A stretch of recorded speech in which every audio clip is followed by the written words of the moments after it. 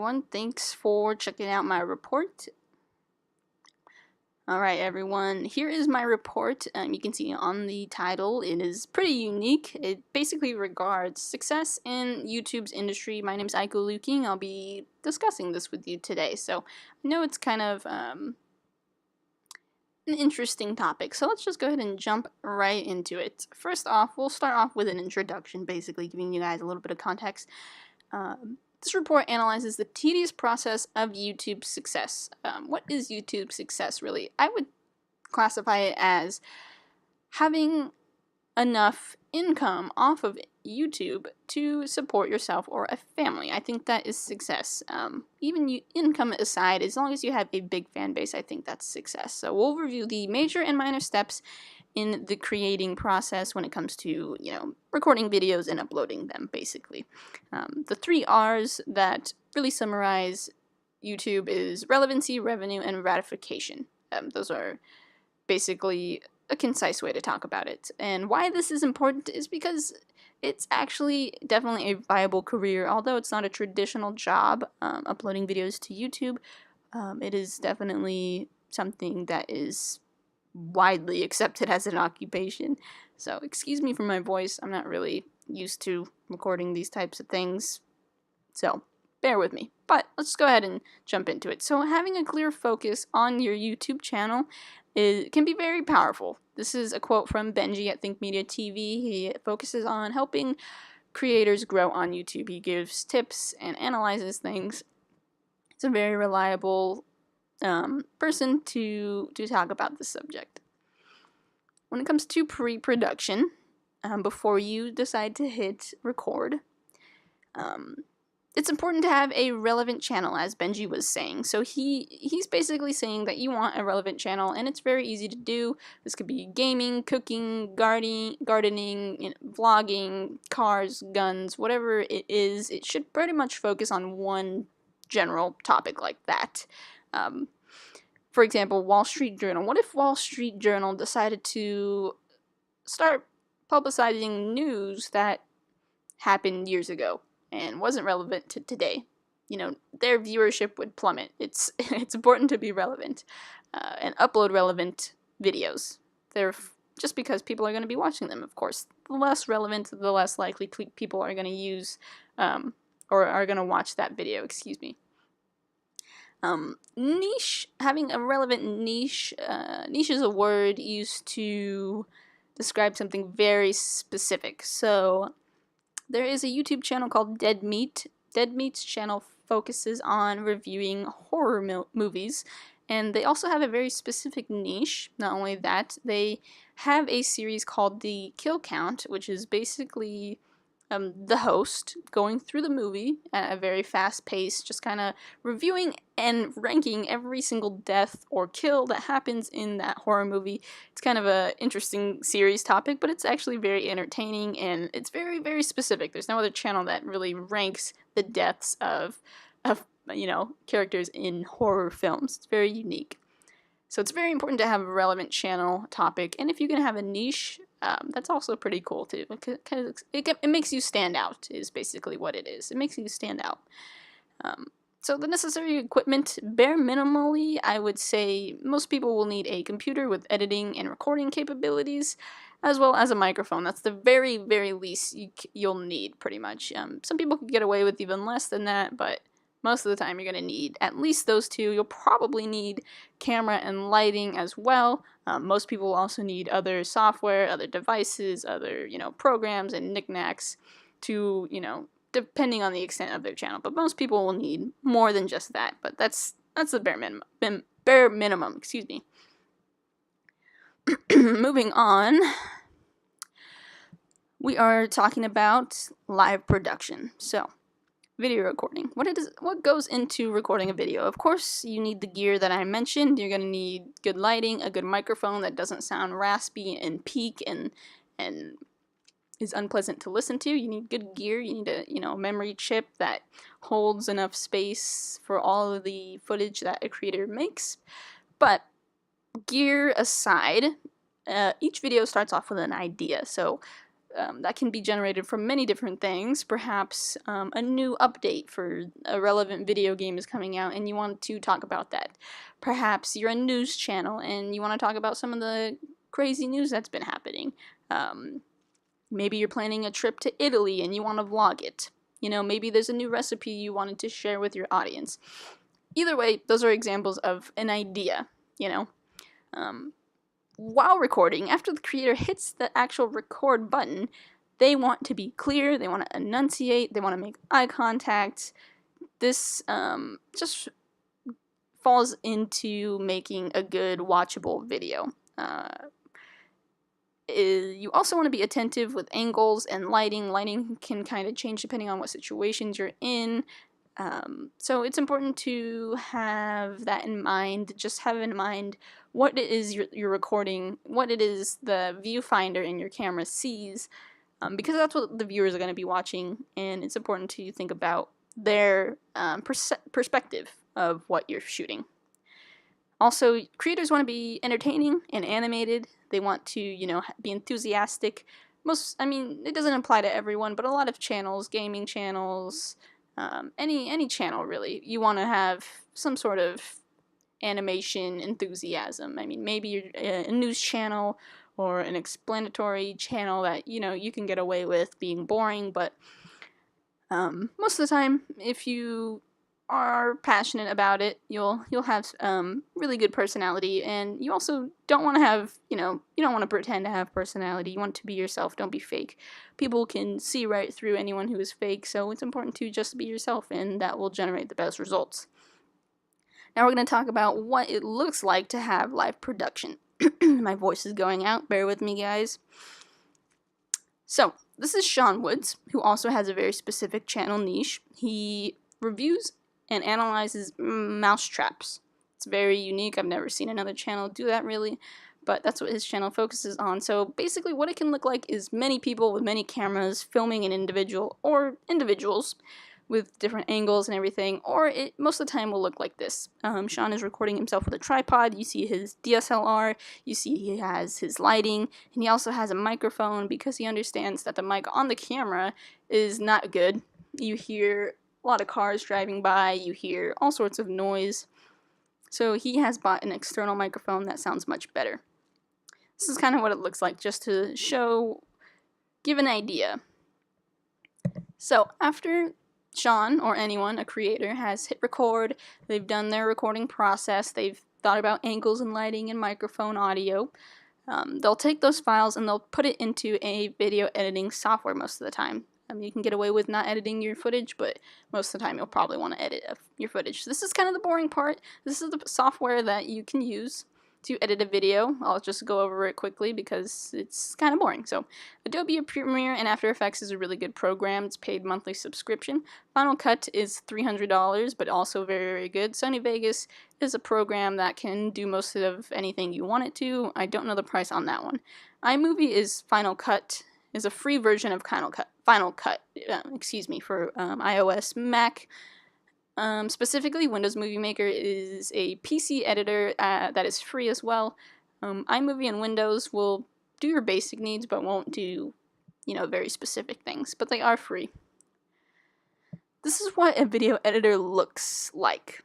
So we see this process can take hours and hours and hours. This is the part of the process that a video creator can really start to flare their art and be creative with it, and anyone can cut and rearrange clips in a video editor, but it is important to some creators to add their own sort of art style with transitions and overlays and cinematics and fun stuff like that. So some of the arrows are just pointing to cuts and kind of what it looks like, and different music and transitions here in the timeline. This is like about 2 minutes of a 12-minute video. So there's a lot that can go into this. It can take a long time. Finally, after the creators spent hours making the video, they'll want to make a thumbnail. So Sean Woods, the guy with the mice traps, he has said having a good thumbnail can be the difference of having a video going viral and getting millions of views or not getting that much attention. This is very, very important. So let's see what a thumbnail looks like. This is Ali A. He's a very, very big gaming YouTuber. This is a thumbnail of his. Most of his look very similar to this. So you want to make a thumbnail that viewers want to watch. I think Ali A did a pretty good job with this. There's an arrow that's kind of intriguing. He's got a very animated expression. Looks like he's got number one, there's something new. So your thumbnail is usually something that explains or shows a very enticing screenshot of the video. Something Sean Woods has shared with his viewers is the fact that he likes to add a light glare in the eye of the mouse, because he'll usually have a mouse in his thumbnail, right? Because that's his video focus. But he will have an intentional eye glare that he creates with his own lighting, and it'll just be a photograph. It won't be something that's made in Photoshop or anything. It'll just be a photograph of a mouse with a trap. And it's a psychological thing. An eye glare makes people, relate to the animal in some sort of way, and it's kind of an enticing way to do that. It's an odd theory, but also another weird theory is more saturated, about 30% more saturated and sharpened images, thumbnails get more clicks because the colors pop and they stand out and it looks clear.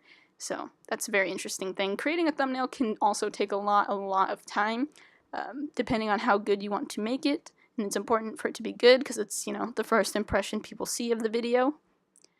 Moving on. Finally, everything's been created. We're going to go ahead and publish the video. Again, excuse my voice. It's kind of dying on me. So what you should know about publishing a video is your analytics. Say most of your viewers reside in California. Maybe you don't live in California. Maybe you live hours away. It's important to maybe tend to the time of day for the California people, because most of your viewers reside there, and you probably want to upload at a time that is relevant to them. You don't want to upload at your time, 4 in the morning for them, but that's noon for you, which is a relevant time for you. You want to kind of pertain to them and upload at a time that's convenient for them. You also want to pay attention to the day of the week and the day of the month. Towards the weekend, a lot of people are on YouTube because they have more free time, so that is important. But it's also important to take note of the day of the month, because something like Christmas, even though it might fall on a weekend, most people are not going to be watching YouTube on Christmas, even though it might be a typically popular day, such as Friday or Thursday. So that's important to pay attention to. Another thing are schedules. Schedules are important. A lot of big YouTubers will upload once a week, usually on Thursdays, because that is one of the biggest viewer days. So I would say having a schedule about a couple days a week, or maybe once a week, is important, because if you're uploading so much that the viewer can't even keep up and watch all the videos, that's kind of a stressful, odd situation. So having a schedule makes it easier for the viewers to watch and keep up and digest. It's also easy to remember if you have set days. It's also something they're familiar with, because most of their favorite TV shows air, at 7 o'clock every Friday night. So it's something that they've also already been used to. Moving on, we're going to revenue and how you can actually make money on YouTube. So basically, YouTube earns income through advertisements. Most videos will display about a 30-second ad. Sometimes they're skippable, sometimes they're not, before the video begins. This generates a very, very, very small amount of income for the YouTuber, but when there are hundreds and thousands and millions of views, that income really, racks up. So the next thing is the 10-minute rule. A creator can implement more ads on their videos if their video is more than 10 minutes. I'm not too sure why, but after the 10-minute mark, a creator has the option to implement mid-roll ads, which are ads that play in the middle of the video. They're kind of annoying. They're very annoying, actually, but of course, they're usually like a 5-second ad, and it generates more income. So a lot of YouTubers will have a minimum. Every single video, will pretty much be at least 10 minutes long, so they can take advantage of that option. And they can put as many as they want. Another thing is, if a viewer does not interact with the ad, if they don't watch the full thing or they don't click on it, if the viewer has the option to skip the ad and they do, the YouTuber gets no money. It's only when they interact with the ad, such as clicking on it or watching the entire thing. My voice is really dying on me. I apologize. Another way to generate income through YouTube directly is sponsorships, which is a monthly subscription towards the YouTuber.